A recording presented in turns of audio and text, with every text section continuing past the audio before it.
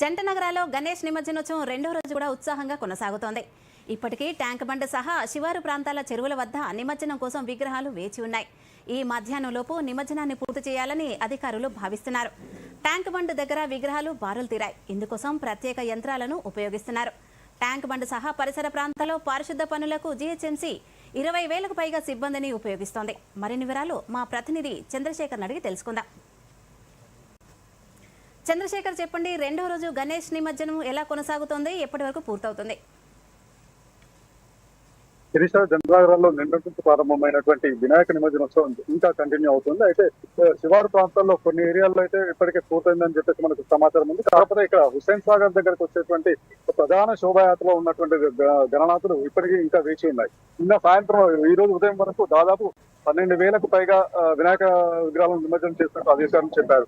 అయితే ప్రెసిడెంట్ అయితే ఇప్పుడు మనం ఇక్కడ ఉన్న సిచ్యువేషన్ చూస్తుంటే అయితే ఇంకా చాలా మటుకు విగ్రహాలు కొలువుతీరి ఉన్నాయి. ఇదైతే ఈ హుస్సేన్ సాగర్ చుట్టూ కూడా కోలాహలంగా మారింది. భక్తుల రద్దీతో సందడిగా మారింది. అయితే దాదాపు ఈ మధ్యాహ్నం వరకు వీటిని విగ్రహాల నిమజ్జనం పూర్తి చేస్తామని చెప్పి అధికారులు అంటున్నారు. అయితే దీంతో పాటు హుస్సేన్ సాగర్ తో పాటు నగరంలో శివారు ప్రాంతాల్లో ఉన్నటువంటి చెరువుల్లో కూడా నిమజ్జనం ప్రక్రియ కొనసాగుతుంది. అదేవిధంగా జిహెచ్ఎంసీ ఏర్పాటు చేసినటువంటి కుటుంబమైనటువంటి కులంలో కూడా ఈ నిమజ్జనోత్సవం కొనసాగుతుంది.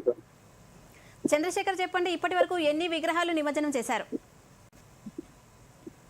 నిన్నటి చూసుకుంటే దాదాపు 12,000కు పైగా విగ్రహాలను ఇప్పటి వరకు నిమజ్జనం చేస్తామని చెప్పేసి అధికారులు అంటున్నారు. ఒక హుస్సేన్ సాగర్ లోనే 12,000కు పైగా విగ్రహాలు నిమజ్జనం చేస్తామంటున్నారు. అదేవిధంగా సరౌండింగ్స్ లో ఉన్నటువంటి చెరువుల్లో కూడా దాదాపు ఒక 10,000 విగ్రహాల వరకు మాత్రం నిమజ్జనం చేస్తామని చెప్పేసి అధికారులు చెప్తున్నారు. అయితే ఈ మధ్యాహ్నం వరకు ఎట్టి పరిస్థితుల్లోనూ నిమజ్జనోత్సవాన్ని పూర్తి చేస్తామని చెప్పేసి పోలీసులు అటు జిహెచ్ఎంసీ అదేవిధంగా హైదరాబాద్ అధికారులు కూడా చెప్తున్నారు. అయితే శివారు ప్రాంతాలు అయితే కరుణాలు కావచ్చు, అదేవిధంగా సఫీల్గూడ చెరువు కావచ్చు, అక్కడ కొంత విగ్రహాల రద్దీ తగ్గింది.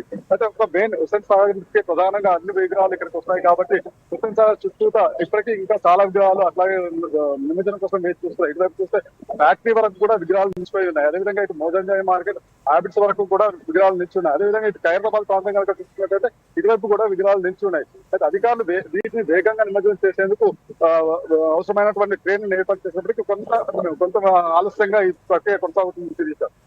ఓకే చంద్రశేఖర్, చెప్పండి, నిమజ్జనం సందర్భంగా ట్యాంక్ బండ్ పరిసరాల్లో నిండిపోయిన చెత్తా చెదారాన్ని తొలగించే ప్రక్రియ ఏమైనా జరుగుతుందా?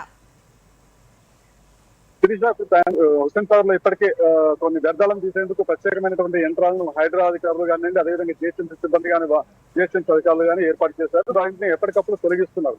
అదేవిధంగా దాదాపు చాలా కొన్ని లక్షల మంది నిన్నటి నుంచి ట్యాంక్ బండ్ చుట్టూ వస్తూ పోతున్నారు కాబట్టి పెద్ద ఎత్తున ఇక్కడ చెత్తా చెదారం ఏర్పడి ఉంది. దీన్ని ఎప్పటికప్పుడు క్లీన్ చేసేందుకు జిహెచ్ఎంసీ దాదాపు 20,000 మందికి పైగా పారిశుద్ధ సిబ్బందిని నియమించింది. వాళ్ళు ఎప్పటికప్పుడు ఈ రోడ్లు కానివ్వండి, అదేవిధంగా హుస్సేన్ సాగర్ చుట్టూ ఉన్నటువంటి పార్కులు కానివ్వండి, వీటన్నింటిని క్లీన్ చేస్తున్నారు. అదేవిధంగా భక్తుల కోసం అదే వినాయక నిమజ్జనోత్సవం చూడడానికి వచ్చినటువంటి వారి కోసం కూడా జిహెచ్ఎంసీ ప్రత్యేక ఏర్పాటు చేసింది. వారికి కావాల్సినటువంటి మంచినీటి సదుపాయం కానివ్వండి, అదేవిధంగా మొబైల్ టాయిలెట్ కానివ్వండి, వీటిని ఏర్పాటు చేసింది. శిరీష, ధన్యవాదాలు చంద్రశేఖర్.